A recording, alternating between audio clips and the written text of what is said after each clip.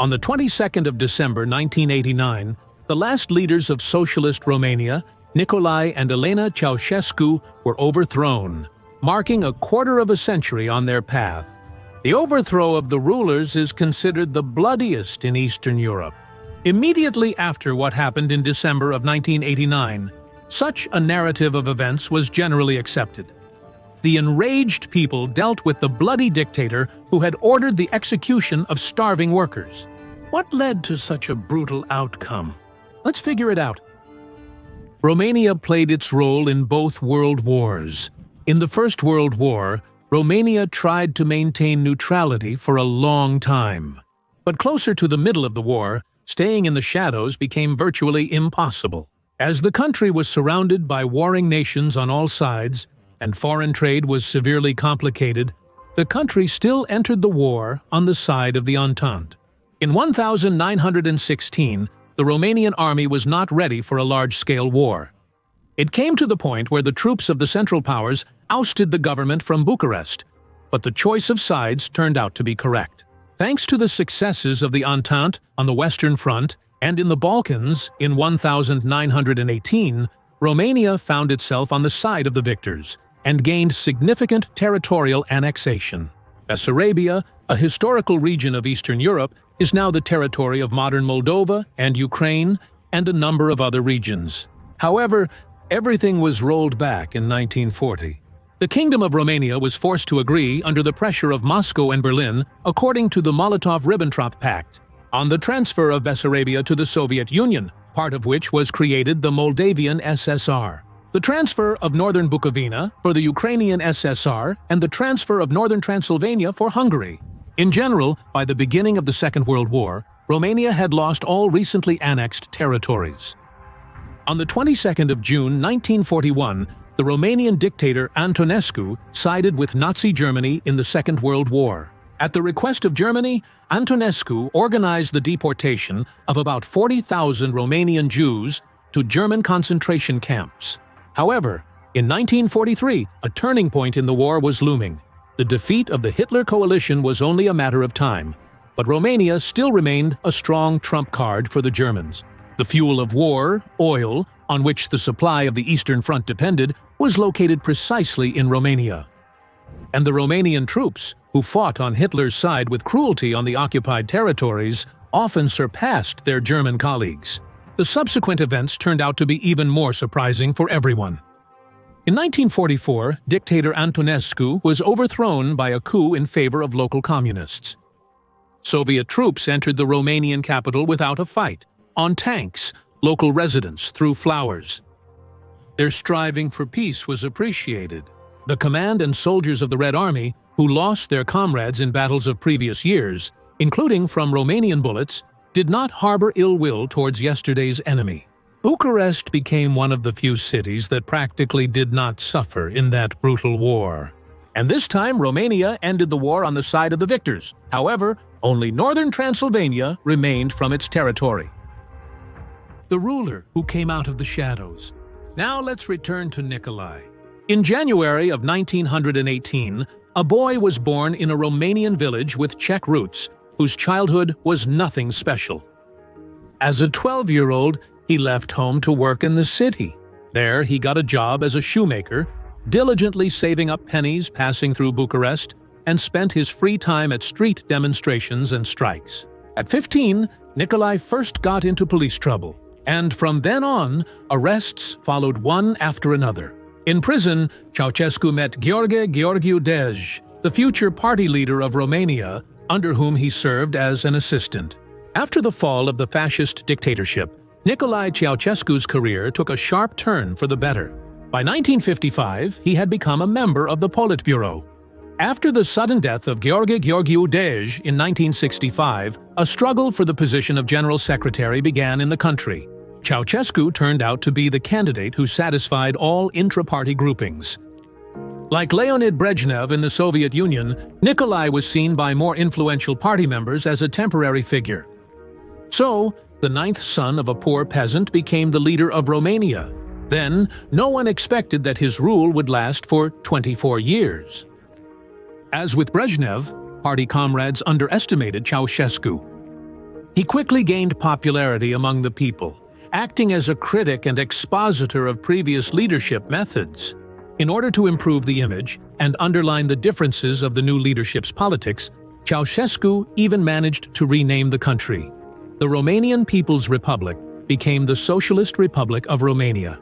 2 years later, Nicolae Ceaușescu took the position of the chairman of the State Council, concentrating the highest state and party power in his hands, to sit on 2 chairs. Under Ceausescu, Romania began to pursue a sufficiently independent foreign policy, maneuvering between the socialist bloc and Western countries. Ceausescu did not support the introduction of Warsaw Pact troops into Czechoslovakia. In 1968, refused to support the introduction of Soviet troops into Afghanistan in 1979 and in 1984. When the Union of Soviet Socialist Republics boycotted the Summer Olympics in Los Angeles, Romanian athletes participated in the Games in the United States of America. All this was done largely for the sake of gigantic 22 billion credits for Romania, which Ceausescu received in total complexity. In the West, the first years of Nicolae's rule were marked by liberal reforms, significantly softening attitudes towards dissenters. Entry and exit from the country was relatively free. The Romanian leadership did not hinder the emigration of citizens. Foreign press was freely sold in the country. Soon, however, problems began. The country was hit by a production crisis. Romanian industrial goods did not find enough demand in the countries of the socialist camp, and they were completely uncompetitive in the Western markets. Ceausescu, the first of the socialist leaders who felt the charm of billions of Western credits, was also the first to feel their shocking effect.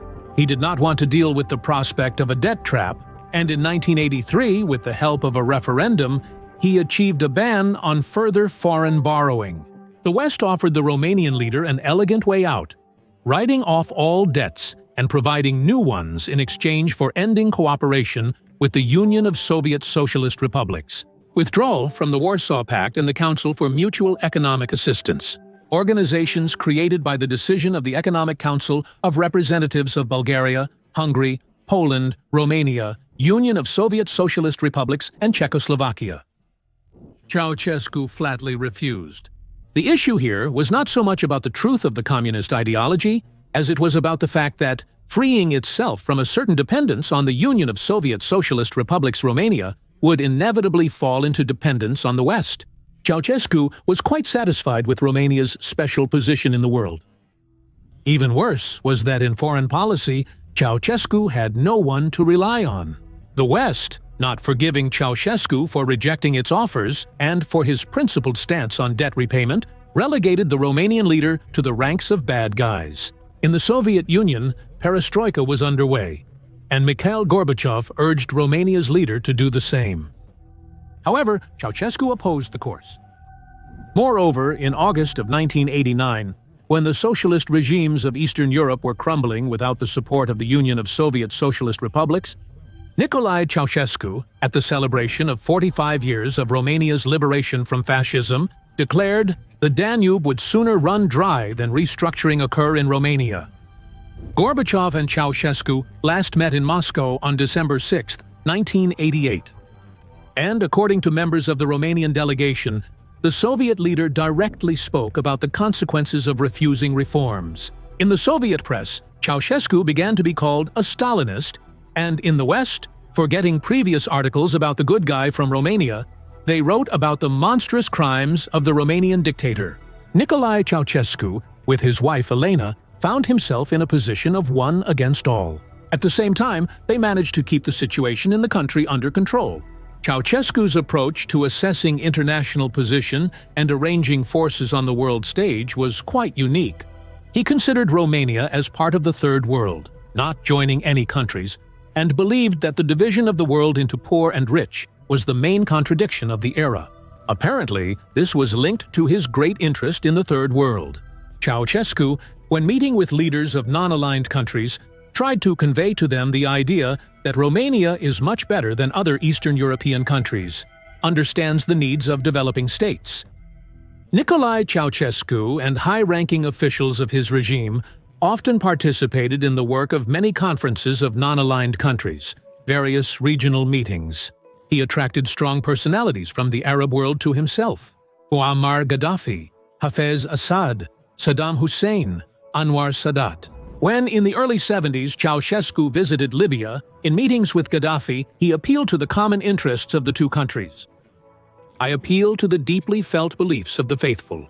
You believe in the Quran, I in Marxism, but we both believe in the independence of our countries. You drove out the Americans, we the Russians. You are building an independent Islamic country, we an independent Marxist one. For this reason, we must cooperate." However, after the meeting ended, according to eyewitnesses, Ceausescu was so dismissive of Gaddafi. Let him think that we are charmed by his strong personality. When Ceausescu was interested in the diamonds of Bokassa, the ruler of the Central African Republic, they developed and carried out a whole operation. Bokassa was invited to Romania, where during the visit they slipped the security agent Gabriela, who had been previously prepared for such a responsible task, to the love-struck marshal. Her sexual artistry so enchanted Bokassa that he soon demanded her for himself, where Gabriela became the dictator's wife. Romania gained the right to participate in diamond mining in the Central African Republic. However, after more than 2 years of living together with Bokassa, who became an emperor in 1976, Gabriela couldn't stand it and ran away from her brutal husband to Paris with a suitcase full of valuables. To avoid the scandal of this not very beautiful story, Ceausescu ordered the girl to be found and returned to Romania. Pair of dictators. It's impossible to talk about Ceausescu separately, because, in the end, it was a pair of dictators. And here's how she appeared in 1939, when Nicolae got out of jail, having served time there for theft. It was then that Ceausescu met his future wife, Elena. A romantic relationship developed between them, and soon they got married. 3 years after their marriage, in 1941, Elena gave birth to a daughter, Zoya, and 2 years later to a son, Nicu. The couple's eldest child was a Moldovan boy named Valentin, whom they adopted. Such adoptions were not uncommon, and had a political character. Bessarabia, the northern part of Moldova, was part of Romania until the 1940s. The Romanian authorities, even in Soviet times, never gave up hope of regaining Moldovan lands, and by adopting Moldovan children, the Romanians underscored their confidence in the unity of the nation. They lived long and happily and died on the same day. The fairy tale formula accurately describes the life of Chita Ceausescu. Even enemies admitted that the Romanian leader adored his wife, and she loved her Nicolae, and they cherished these feelings throughout their 43 years of life together. But unlimited power played a cruel joke on them. Ceausescu gradually climbed the career ladder until he became the leader of socialist Romania in 1965. Having secured power, he began to place important posts with people he needed. His spouse was not left without attention either. From 1972, Elena Ceausescu joined the Central Committee of the Romanian Communist Party, later becoming an executive committee member. Elena's brief work as a lab assistant at a chemical plant became the basis for her appointment as the director of the Romanian National Institute of Chemical Research, a very significant position considering the importance of the chemical industry in Romania's economy. Then Elena managed to be recognized as a luminary of science and was put in charge of the Romanian Academy of Sciences. Romanian dissident intellectuals mocked Elena Ceausescu in kitchen conversations. How could a poorly educated chemist like her correctly pronounce the name of carbon dioxide, CO2? In Romanian, this abbreviation is pronounced as Ceodoi, but Elena, they say, says Codoi, which in Romanian means big tail. But even that was not enough to satisfy Elena's insatiable ambitions. In the 80s, she became the country's first vice premier, and, in essence, the second person in the state. Unlimited power, the love of the people, and faith in her own uniqueness did their job. The Ceausescu couple turned into authoritarian leaders. Nicolae saw himself as a real emperor and demanded corresponding treatment. He liked it when people around him admired his intelligence and genius, and he couldn't stand it when someone dared to contradict him. Those deemed inconvenient were removed from state positions, imprisoned, or, at best, exiled from the country. Western countries knew about Ceausescu's excessive self-esteem and were very skillful in using it. Before signing the next agreement or contract, gifts were presented to the Romanian dictator. For example, U.S. President Richard Nixon gave him a black six-seater limousine. The car, made in a single copy, suited Ceausescu's taste, appreciating the broad gesture of the American president. He maintained friendly relations with the United States of America for many years. Ceausescu had special relations with China and North Korea. In 1971, Chita Ceausescu made a major visit to China, North Korea, and Vietnam. The Cultural Revolution, initiated in China by Mao Zedong, made a big impression on them.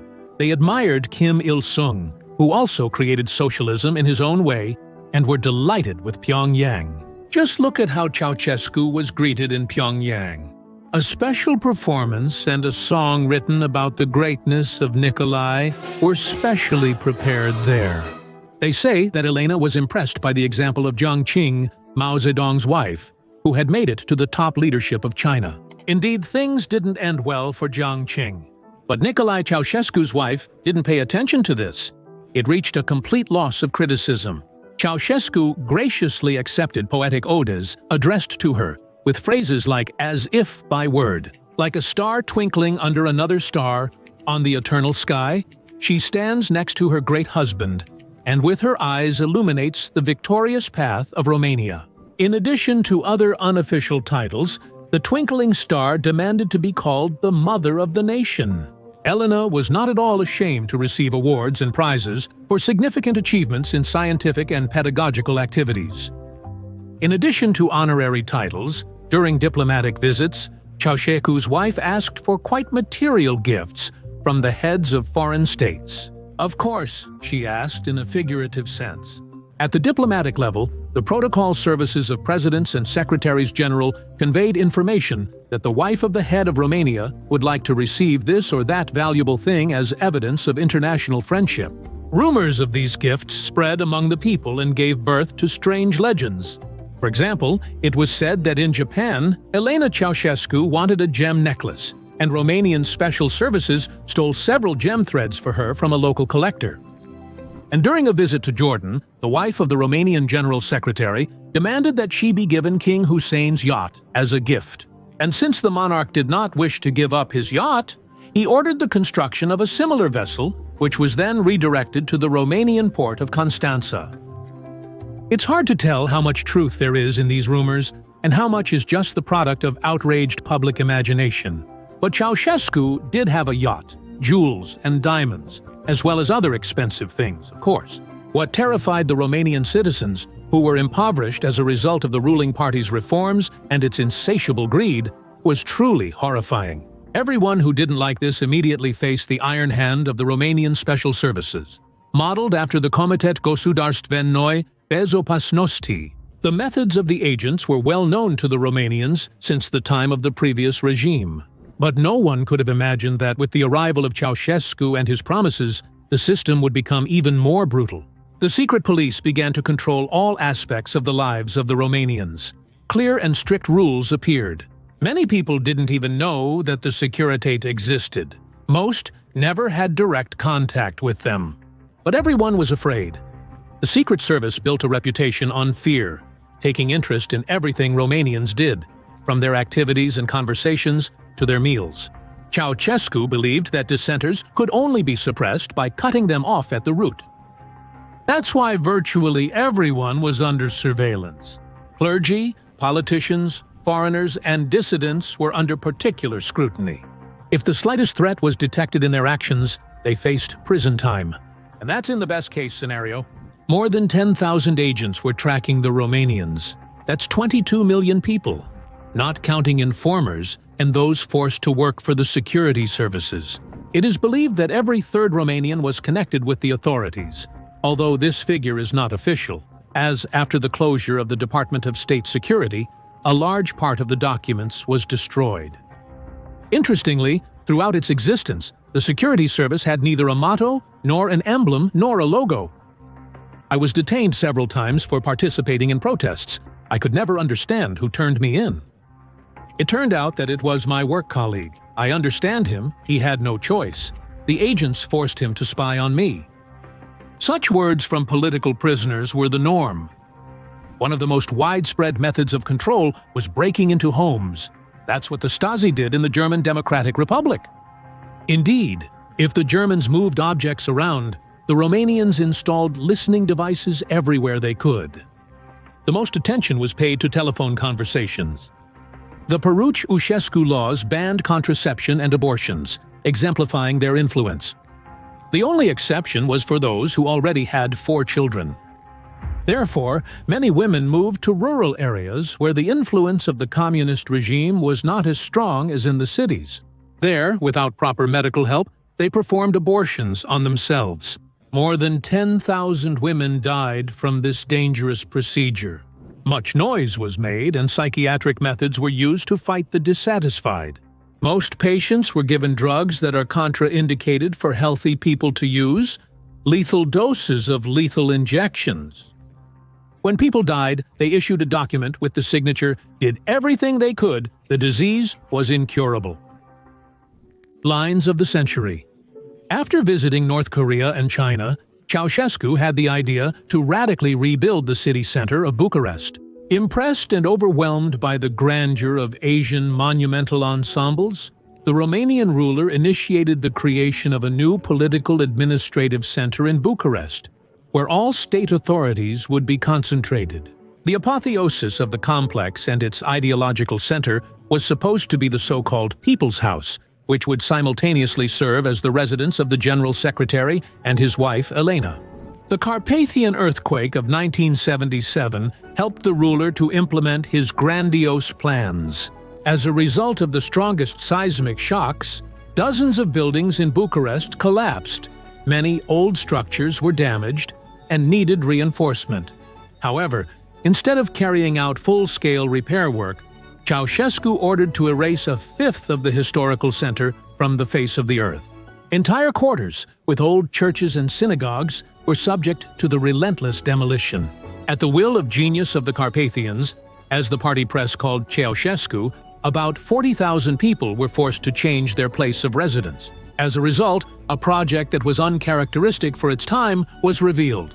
The palace does not belong to any architectural style, but it leans most towards Stalinist Empire style. Construction began in 1974 in the most seismically active place of the historical center of Bucharest. Ceausescu regularly visited the construction site, led the process, and corrected the project. The numbers are staggering. The dimensions of the palace are 70 by 40 meters, with a height of 86 meters. The underground part goes down to a depth of 92 meters. About 1 million square meters of marble, 3,500 tons of crystal, 700 tons of steel and bronze for doors, windows, and chandeliers were used in the construction. 900,000 cubic meters of wood were used for parquet and wall panels. 20,000 square meters of silk carpets were sewn. A team of 700 architects and more than 20,000 builders worked on the People's House. The palace was mainly built from Romanian materials.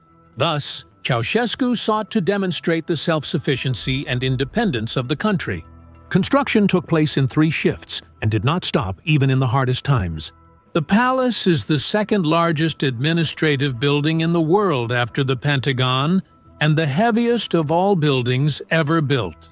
On the way from Bucharest to Constanta, you can encounter another creation of Ceausescu, the Blue Highway Canal, connecting the Danube River with the Black Sea. In 1976, Nicolae Ceausescu decided to complete the construction of the canal, which was started on Stalin's advice. The canal had a very practical meaning.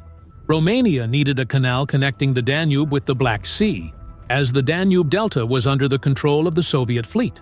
The construction of the canal cost approximately 2 billion euros. However, due to its shallow depth of about 5 to 7 meters, the canal is little used today. A period of harsh economy. Hard times came when, in the mid-80s, Romania's foreign debt was already over $10 billion. The interest rates of Western banks skyrocketed, and although the loan repayment period was due in the 90s, the West unilaterally proposed Bucharest to pay off the debt with political dividends. To the Romanians, Ceausescu explained that to achieve true freedom and independence, one must tighten their belts. Thus, a period of harsh economy began in the country. By the order of Ceausescu, television began to broadcast only 2 hours a day. In the wintertime, it was strictly forbidden to use refrigerators and other household appliances. It was forbidden to use gas for heating residential buildings. Hot water was practically not supplied. At night, in the apartment, it was allowed to light only one lamp with a power of no more than 15 watts. The slightest violation of the strict economy regime imposed by the dictator was punished with fines. At a certain point, the dictator and his wife decided that their citizens were eating too much, and for the sake of economy, their ration should be reduced by 10 to 15%. Long lines were formed in stores for shoes and clothes, for essential items. Almost all agricultural production went to export to pay off foreign debt.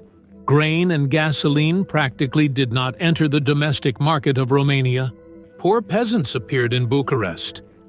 At the same time, to the dismay of society, Nicolae and Elena had absolutely no intention of spreading the economy regime to themselves. On the contrary, they lived in a real palace, the interior of which was decorated in the style of Louis. "The worms will never be satisfied, no matter how much food you give them," said Elena Ceausescu when the Romanians complained about the lack of products caused by the inept rule of the dictators. The country's economy was severely hit by the overmentioned construction of the House of the People. Nicolae Ceausescu triumphantly announced the full repayment of the external debt to the West on the 12th of April, 1989. Undoubtedly, this was Ceausescu's hour of triumph. But the process itself resembles a man with average income paying off an exorbitant loan. It's unbearably long and expensive. The people's anger, the people's patience, snapped in the same year of 1989. At this time, the Berlin Wall fell, and the communists were losing their positions in Europe. Popular uprisings swept through Romania, and Ceausescu brutally suppressed them. Consequently, by December of that year, the riots had already overtaken Bucharest, the country's capital. Ceausescu came out to the crowd gathered in the square and began his speech. Revolutionary slogans flew from the crowd, and Nicolae finally understood that his and his wife's rule was coming to an end. Security staff helped Ceausescu get into the helicopter, but they didn't manage to get far. The pilot heard over the radio that they were planning to shoot down the helicopter, so he landed in a field and declared that he was switching to the side of the rebels. Nicolae and Elena tried to continue their flight in their hijacked security car, but they were detained in the city of Târgoviște, hastily tried and executed on the spot. And already at the wall, the couple Ceausescu held on in their own manly way. Rumors went around, from the words of the participants of the events, that the ex-dictator remembered his revolutionary youth and started singing the Internationale and the Mother of the Nation from the heart and, quite folklorically, cursed her executioners. Ceausescu's property, including diplomatic gifts and works of art, was confiscated and sold at auctions. Elena's fur collection, which included several dozens of decorations and hats, a leopard fur coat, expensive wines and cognacs, went under the hammer. The public outrage even reached the children of the rulers Valentin, Nicu, and Zoia Ceausescu, who were thrown into prison, accusing the children, just like their parents, of genocide and plundering the country. Nicu Ceausescu, the only one of the three who had any relation to the organs of power, received 20 years in prison. But already in the 92nd year he was released due to illness. In the 96th year he died from cirrhosis of the liver. Valentina and Zoe were released in August of the 90th year. The charges against them were completely sucked out of the finger. Zoe, nevertheless, broke life. Her scientist-mathematician was deprived of academic degrees and expelled from work. Residents of Bucharest sometimes saw her collecting bottles to earn money for bread. They seemed to treat Valentina more gently, as if she were a favored son. He continued his scientific work and fought for the last right of parents to be buried humanely. Initially, Nicolae and Elena Ceausescu were buried in different places under different names, so that those who kept good memories of them could not even bring flowers to their final resting place. Then they put Nicolae's grave in order, but denied Valentin the right to rebury his mother next to his father. Only in the year 2010 were the remains exhumed, their authenticity confirmed, after which, on the 20th anniversary of their execution, they were buried together. Of course, such an ending can be characterized as too harsh and illegal, but it's up to you to decide. Write in the comments whether the couple Ceausescu deserves such a fate.